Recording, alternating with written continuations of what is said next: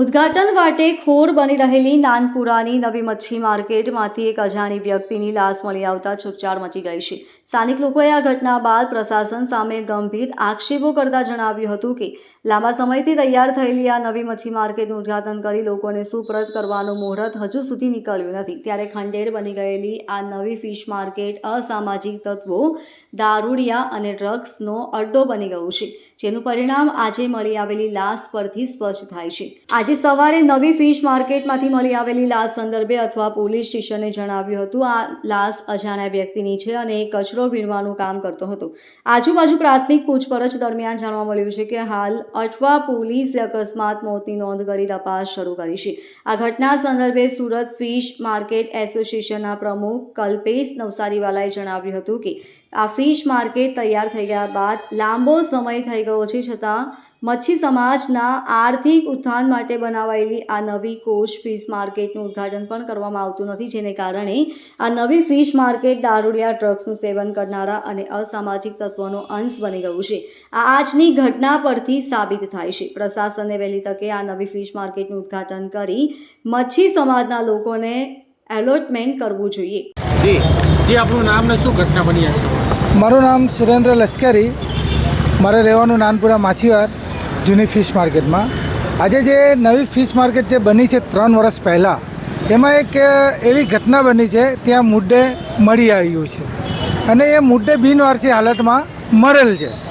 હવે જો 3 વર્ષ આ ફિશ માર્કેટને બનવાના થઈ ગયા હોય અને ફાળવણી કરી નથી વેપારી વર્ગને, તો શું માર્કેટને એક 100 પીસ બનાવીને રાખવામાં આવ્યું છે કે પછી કહાર માછી સમાજના જે દુકાન હોલ્ડરો છે એમને દુકાન ફાળવીને આપવાના છો કે નથી આપવાના, એનું પણ પ્રશાસન જવાબ આપી શકતા નથી। આજે જે કૃત્ય બન્યું છે એ કૃત્ય આગળ પણ અમે વર્જેશભાઈ ઉનતકર સાહેબને જાણકારી કરેલ હતી કે ત્યાં આગળ ડ્રગ્સ, દારૂ, જુગાર અને બીજી પ્રવૃત્તિ પણ ચાલતી આવેલ છે, પરંતુ એ વર્જેશભાઈ ઉનતકર સાહેબે કોઈ ધ્યાન ધરેલ નથી। અને આગળ પણ અમે લેખિતમાં અમારા પ્રમુખશ્રીએ ધારાસભ્ય, સાંસદશ્રી અને કોર્પોરેટરશ્રી અને શ્રી મહાનગરપાલિકાના જેટલા અધિકારી છે લાગતા માર્કેટના, એમને લેખિત અરજીઓ પણ આપેલ છે, પરંતુ એમના ઉપર પણ ધ્યાન ધરવામાં આવેલ નથી।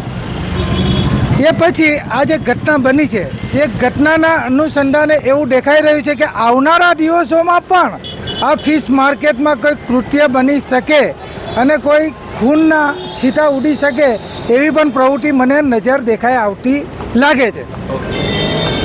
શું કહેશો આજે એક ડેડ બોડી? નમસ્કાર, મારું નામ વિક્રમ કહાર છે।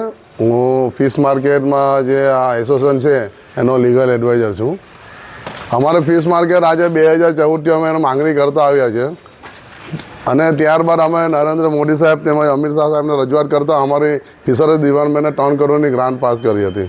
એ ગ્રાન્ટ પાસ કર્યા પછી એસએમસી દ્વારા સુરત મહાનગરપાલિકા દ્વારા માર્કેટ બનાવવામાં આવી હતી।